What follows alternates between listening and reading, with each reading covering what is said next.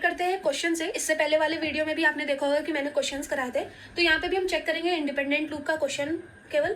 तो देखो ऐसे क्वेश्चंस तुम्हें कई सारे प्रैक्टिस करने होंगे, बिकॉज गेट में जब तुम देखते हो तो तुम्हारी स्पीड बहुत मैटर करती है, तो तुम ऐसे क्वेश्चंस पे ज़्यादा टाइम नहीं दे सकते, अदरवाइज तुम अदर स्टूडेंट से पीछे रह जाओगे। तो इसके लिए बहुत ज़रूरी है तो तुम ज़्यादा से ज़्यादा ऐसे क्वेश्चंस करो और अपनी स्पीड मेंटेन करो। तो देखो ऑलरेडी मैंने बोला था ये क्वेश्चन इंडिपेंडेंट लूप से रिलेटेड है, तो इंडिपेंडेंट लूप से है तो तुम्हें यहाँ पे क्या करना है, ऑलरेडी मैंने क्या बताया था कि इंडिपेंडेंट लूप्स होते हैं तो सारे लूप्स का अलग अलग हम निकालेंगे टाइम कॉम्प्लेक्सिटी और उसे एट द एंड मल्टीप्लाई कर देंगे, तो वो हमारा होगा इस ओवरऑल कोड का टाइम कॉम्प्लेक्सिटी। तो देखो यहाँ पे आई का देखो इंक्रीमेंट प्लस प्लस हो रहा है, मतलब पोस्ट इंक्रीमेंट है। आई स्टार्ट हो रहा है n/2 से और कब तक चल रहा है, वो n तक चल रहा है। तो मतलब यहाँ तक यहाँ पे मैक्सिमम ये इसके वजह से लूप कितनी बार चल रहा है, तो तुम देखोगे n/2 आएगा। n/2 से n कितनी बार हुआ, n/2 हुआ, ठीक। फिर देखो जे में ऐसे देखो आई स्टार्ट किससे 1 से है, कब तक चल रहा है n/2 तक, और यहाँ पे भी पोस्ट इंक्रीमेंट है, केवल प्लस प्लस हो रही है वैल्यू। तो यहाँ पे भी मैक्स जो चलेगा ये लूप वो n/2 तक चलेगा। अब देखो के में क्या है, यहाँ पे अभी तक इन दोनों में तुमने देखा नॉर्मल इंक्रीमेंट था, पोस्ट इंक्रीमेंट दिख रहा था, प्लस प्लस था, बट यहाँ पे के की वैल्यू नॉर्मल इंक्रीमेंट नहीं हो रही है, ×2 हो रही है। तो यहाँ पे तुम इस लूप का कैसे वैल्यू निकालोगे। सो देखो देखते हैं के की वैल्यू कैसे निकालते हैं। तो के देखो नॉर्मल अभी तक हमने जो ऊपर के टॉप लूप्स का निकाला तो हमने देखा कि वो ऊपर से थोड़ा डिफरेंट है। इसमें क्या है, यहाँ पे जो इंक्रीमेंट हो रहा है वो के ×2 से हो रहा है।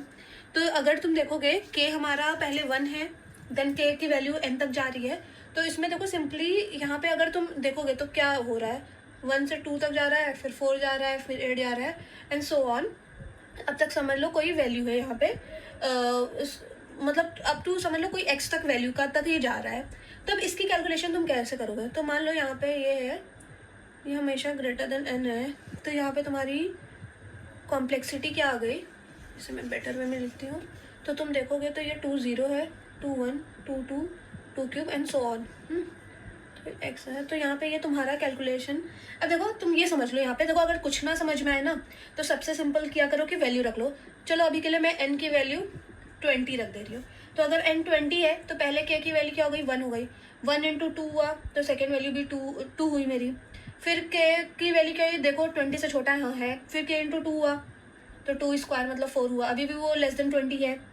फिर 2 क्यूब हुआ 8 हुआ, still it is less than 20, then 2 4 हुआ 16, still it is less than 20। But अब की बार जब चलेगा ना तो वो कंडीशन ये फेल कर देगा, बिकॉज 2 5 जो होता है हमारा डैट इज 32 और डैट इज ग्रेटर देन 20, तो हम ये नहीं ले सकते, हमें यहाँ पे स्टॉप करना पड़ेगा। So that can not be set to n। तो ये हमारा होगा सिंपल जो है ना तुम्हारा, ये हमारा लॉग का वो हो जाता है कैलकुलेशन। अगर तुम दोनों तरफ लॉग ले लोगे तो लॉग के बाद तुम्हारा आंसर आ जाएगा तुम्हारा कुछ log n और ये बेस 2 आ जाएगा, ठीक। आई होप समझा होगा। मैं फिर से बताती हूँ यहाँ पे क्या किया है हम लोग ने। ये चीज़ हमने कैलकुलेट की, मैक्सिमम कितनी वैल्यू जा रही है वो देख ली, और दोनों तरफ अगर हम n की वैल्यू हमारी 2x हो चुकी है तो अगर तुम इसका log लोगे, अब देखो मैं इधर कर रही हूँ, n = 2x हो गई है, और 2x का अगर तुम log लोगे तो log n = x log 2 हुआ, log इधर भेज दो तो तुम्हारा क्या होगा इसकी कॉम्प्लेक्सिटी।